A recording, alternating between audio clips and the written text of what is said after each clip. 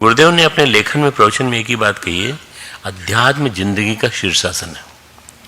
अध्यात्म स्पिरिचुअलिटी जिंदगी का शीर्षासन है। जिंदगी को जब उलट दोगे आप पूरी तरह से, तब आपको पता चलेगा कि अध्यात्म क्या होता है।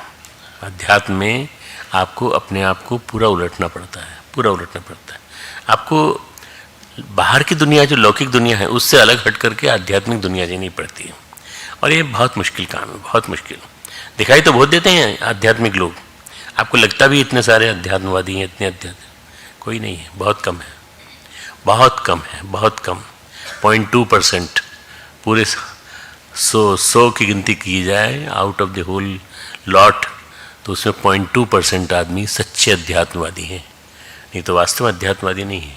अध्यात्म के नाम पर अपना कमाई कर रहे हैं, पैसे कमा रहे हैं, ये कर रहे हैं, वो कह सकते हैं आप, परंतु अध्यात्मवादी नहीं है। अध्यात्मवादी वो है जिसने जिंदगी का शीर्षासन समझ करके इसको अपनी जिंदगी को पूरी तरह से पलट दिया। कई बार कहता हूँ दुनिया में दो ही चीज़ें हैं, संसार और अध्यात्म। आप थोड़ा सा अध्यात्म को पूरा जीने की कोशिश करिए और थोड़ा सा संसार अपने बीच में डाल लीजिए, तो आप देखिए आपके संसार में बहुत सारी क्वालिटीज़ आ जाएंगी। पर आप क्या करते हैं कि संसार में ही जीते हैं, संसार में ही रहते हैं, सांसारिकता को ही जीवन में ध्यान में रखते हैं। सांसारिकता के जो मानदंड हैं वो बिल्कुल विपरीत हैं आध्यात्मिकता के। आध्यात्मिक जीवन के लिए वो बोझ बन जाते हैं। पैसा कमाना, गाड़ी नहीं होना, गाड़ी बड़ी होना। अभी कल आप देखना पागलपन होगा पूरे देश में, हरिद्वार में भी देख सकते हो, लोग बाग सबके सब अपने चेक लिए बैठे हैं गाड़ी खरीदने के लिए नई, और वो भी कल, वो कौन सा दिन है, धनतेरस। मतलब वो गाड़ी उनके लिए धन लेकर के आएगी। इसी तरह से न जाने कितनी चीज़ें लेना चाहते हैं, कर लेंगे। ये जो आदमी हैं ये समझते हैं कि आध्यात्मिक जीवन में जो प्रक्रियाएं कही गई हैं, जो बात कही गई हैं, जो अनुशासन बताए गए हैं, नियम बताए गए हैं, जो गति और विकास के मानदंड बताए गए हैं, उस बोझ को सबसे पहले अपने ऊपर ओढ़ लो पूरा पूरा। हम सांसारिकता के बोझ से अगर मुक्त होंगे तो आध्यात्मिकता हमारे ऊपर आएगी। सांसारिकता के बोझ से मुक्त होना पड़ेगा, वो निर्भर होना पड़ेगा। हम पतंजलि कहते हैं योगाभ्यास अनुशासन के साथ साथ यम नियम की बात कहते हैं। यम नियम क्या है? हमारा जीवन, हमारा मन, हमारा तन भटके नहीं, इसमें भटकाव नहीं आए, अस्थिरता लाने वाले, चंचलता लाने वाले कारण समाप्त हो जाएं। यम को परिभाषित करते हैं अहिंसा, सत्य, अस्तेय, ब्रह्मचर्य, अपरिग्रह। यम हो गए। अपरिग्रह का मतलब वहाँ पर ज़्यादा चीज़ न रहे, ज़्यादा वस्तुएं न रहें, बहुत ज़्यादा न रहे। आदमी जो है कीप्स ऑन स्टोरिंग थिंग्स। अगर हमारा काम 4-5 चीज़ों में चल जाता है, 4-5 वस्त्रों में चल जाता है, तो हम 50 वस्त्र क्यों रखें अपने पास? ये सब वैरायटी होती है तो अच्छे लोगों को प्रभाव पड़ता है। किसी को कोई प्रभाव नहीं पड़ता। किसी को नहीं मालूम आपने कल कौन सा कुर्ता पहना था, कल कौन सी कुर्ती पहनी थी, कल कौन सा सलवार पहना था, कल कौन से जूते पहने थे, किसी को नहीं मालूम, किसी को नहीं मालूम। सब अपने आप को देखते हैं। इस दुनिया में सब अपने आप को देखते हैं। आईने के सामने खड़े होकर के कोई आपको नहीं देखता। इसलिए इस भ्रांति से निकलो सबसे पहले कि हमारे मन को भटकाने वाली जो चीज़ें हैं, अस्थिरता लाने वाली, चंचलता लाने वाली चीज़ें हैं, उनमें भटके नहीं।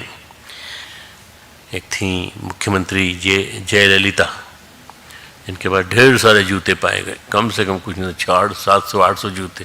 पहनना चालू करें डे 1 से तो कम से कम 800 दिन के बाद बाकी आखिरी वाले का नंबर आता होगा। क्यों पहनी है? रखी हमने। अरे जगह घेरी हुई थी अननेसेसरली, पूरी मुख्यमंत्री का जो निवास था उसमें इनकी ड्रेसेस और ये सब चीज़ें, तो लोगों ने बहुत निंदा की इसकी। पर ये हमारे जितने लोग हैं ये भी तो वही उसी की नकल करते हैं, तो लोग भी तो उसी दिशा में चल रहे हैं। तो ये जो हम लोगों को सोचना पड़ेगा कि हमारे पास सामान कितना है। हमारे पास सार संभाल में मन चला जाता है, पूरा हमारा दिमाग चला जाता है। चौकीदार रखना पड़ता है अलग, वॉचमैन रखना पड़ता है अलग, और सुरक्षा करनी पड़ती है वो अलग। कहीं ख़राब तो नहीं हो गया, अरे बहुत दिनों से नहीं देखा इस सामान को, क्या मालूम क्या हो गया। क्यों चिंता करते हो? दिवाली की पुताई करानी है, दिवाली की पुताई करानी है और सफाई करनी है तो क्या करें, इतना सारा सामान बाहर निकालना पड़ेगा, फिर इतना सारा सामान रखना। क्यों करते हो इतना सारा इकट्ठा? मत करो ना, जितना कम सामान होगा उतना पुताई जल्दी हो जाएगी, आपको सफाई भी कम करनी पड़ेगी। देखा जाए तो यम नियम क्या है? एकाग्रता के साधन है। यम नियम एकाग्रता के साधन है, जिसको हम त्याग कहते हैं। त्याग आध्यात्मिक जीवन की अनिवार्यता है। त्याग का मतलब होता है आप अनिवार्य रूप से इसको जीवन में उतारिए। संसार में हम किसको देख के कहते हैं कि भाई ये बहुत बड़ा आदमी है? जिसने जितना अधिक स्वार्थ को पूरा किया, जितना अधिक अहंकार को पूरा किया, जिसने जितना अधिक स्वार्थ पूरा किया, जितना अधिक अहंकार के पूरा किया, यहाँ शिखर पर है अहंकार, उसको हम उपलब्धिवान व्यक्ति कहते हैं। कौन सी उपलब्धियाँ? भौतिक जगत की उपलब्धियाँ, भौतिक जगत की उपलब्धियाँ। आध्यात्मिक जीवन में बड़ा व्यक्ति वो है जिसने स्वार्थ का त्याग कर दिया, अहंकार का त्याग कर दिया, अहंकार छोड़ दिया। अब वो काम तो करता है, पर ऐसा नहीं कि त्याग का मतलब ये नहीं कि हम कहीं वन में जाकर रहने लगें, हम झोपड़ी में रहें या अपने घर में ही झोपड़ी बना लें, वहाँ रहें। अरे नहीं, आराम से घर में रहो जैसे रहते हो, पर जरूरत से ज़्यादा दिखावा नहीं। त्याग का मतलब है हमारा स्वार्थ न्यूनतम हो गया है। अब हमारा स्वार्थ न्यूनतम हो गया है, स्वार्थ ज़्यादा नहीं रहा, अब हमारा अहंकार न्यूनतम हो गया। जब आप ये कहने लगे अब हमारा अहंकार न्यूनतम हो गया है, तो आपके नीड्स अपने आप खत्म हो जाएंगे, कम हो जाएंगे। भगवान गीता में सन्यास को परिभाषित करते हैं, बहुत बढ़िया श्लोक है। ज्ञेयः स नित्य सन्यासी यो न द्वेष्टति न कांक्षति। 5वें अध्याय का 3रा श्लोक। ज्ञेयः स सन्यासी, उसको सन्यासी जानो जो ये कहता है कि मेरा किसी से द्वेष नहीं है और मेरी किसी चीज की आकांक्षा नहीं। तो सन्यासी वो होते हैं जिनके अंदर नवीन धारणा हो, नवीन परिचय हो। समन्यास यानी सन्यास, समन्यास, भली प्रकार त्याग दिया। न्यास का मतलब होता है त्याग दिया, अच्छी तरह से, सम्यक रूप से, ठीक से, समुचित ढंग से त्याग दिया। ऐसा नहीं जिसने अग्नि का त्याग कर दिया वो सन्यासी। कई बार अर्जुन जैसे व्यक्ति के मन में भी आशंका आती है कि आप बार बार कह रहे हैं कि ये जो सन्यासी बनो, ये बनो, ये करो, ये करो, और तो बेटर ये रहेगा कि तू जाके वन में जाके जंगल में रहे। जब पहले अध्याय में जो बोलता है तो वो कहता है कि आप जो कह रहे हैं उसके हिसाब से तो मुझे ये करना चाहिए था, पर आपने ऐसा कहकर मेरे को कन्फ्यूज़ कर दिया पूरी तरह से। वो कहता है भगवान कृष्ण से, कर्म तो निरंतर करना चाहिए। भगवान कहते हैं कर्म तो निरंतर करना चाहिए। कर्म का त्याग, अग्नि का त्याग सन्यास नहीं है, वो सन्यास नहीं है।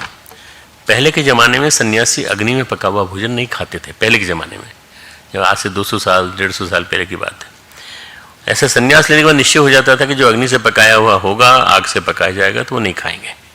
जो कहते हैं कि जो अग्नि का पका नहीं खाता, जो अग्नि का त्याग कर दिया, अग्नि का त्याग एक मामले में होता था कि अग्नि हमारे कर्मकांड का प्रतीक होती थी, कर्मकांड के प्रतीक होते थे। कर्मकांड से परे चला जाता है सन्यासी, कर्मकांड से परे। भारी भरकम कर्मकांड, यज्ञ आदि, हवन आदि कर्मकांड सब इससे संपन्न होते हैं। सन्यासी कर्मकांड नहीं करता था, अग्निपाक भी नहीं खाता था, अग्नि का सर्वतोभावेन त्याग कर देता था पूरी तरह से। भगवान कहते हैं कि वो सच्चा सन्यासी नहीं है जिसने अग्नि का त्याग कर दिया हो, वो भी सन्यासी नहीं जिसने कर्म का त्याग कर दिया हो। तो सन्यासी वो है जो रोज नित्य हर पल सन्यस्त है, हर पल। जो न द्वेष्टति न कांक्षति, जो न द्वेष करता है और न इच्छा रखता है। किस तरह की? मैं 2 चीज़ें बताई थी आपको। क्या क्या बताया था? अहंकार और आसक्ति, 2 चीज़ छोड़नी पड़ेंगी किसी को भी, तब जाकर के वो श्रेष्ठ व्यक्ति बनेगा या ये बनने की दिशा में आगे चलेगा। त्याग को हम कई तरह से परिभाषित करते हैं। त्यागी किसे कहते हैं? जो आसक्ति को त्यागे, अहंकार को त्यागे, स्वार्थ को त्यागे, अहंता को त्यागे। यही सन्यास है, ये सच्चा सन्यास है। क्योंकि इन चीज़ों में हम जितना गहरे में स्वार्थी होंगे, जितना अपने बारे में सोचेंगे, जितना अहंकार के बारे में सोचेंगे, मुझे ये मिलना चाहिए, मेरा ये हो, ये अधिक से अधिक पाने की कामना आज के मॉडर्न सन्यासी में है बहुत ज़्यादा। बड़ी बड़ी गाड़ियाँ, बड़ी आकर्षक गाड़ियाँ उनके पास होती हैं। उतना ही हम ज़्यादा संकीर्ण होते चले जाएंगे। हम कुछ नहीं कर सकते, हमारी संकीर्णता बढ़ती जाएगी, हम सिकुड़ते जाएंगे, हमारा चित्त शुद्ध हो जाएगा, हमारा व्यक्तित्व सिमटता चला जाएगा। जैसे जैसे हम आसक्ति का त्याग करते जाएंगे, वैसे वैसे हमारा व्यक्तित्व विशाल हो जाएगा, व्यापक हो जाएगा। उपनिषद कहता है त्याग से, हाँ केवल त्याग से अमृतत्व की प्राप्ति होती है, त्याग से अमृत की प्राप्ति होती है।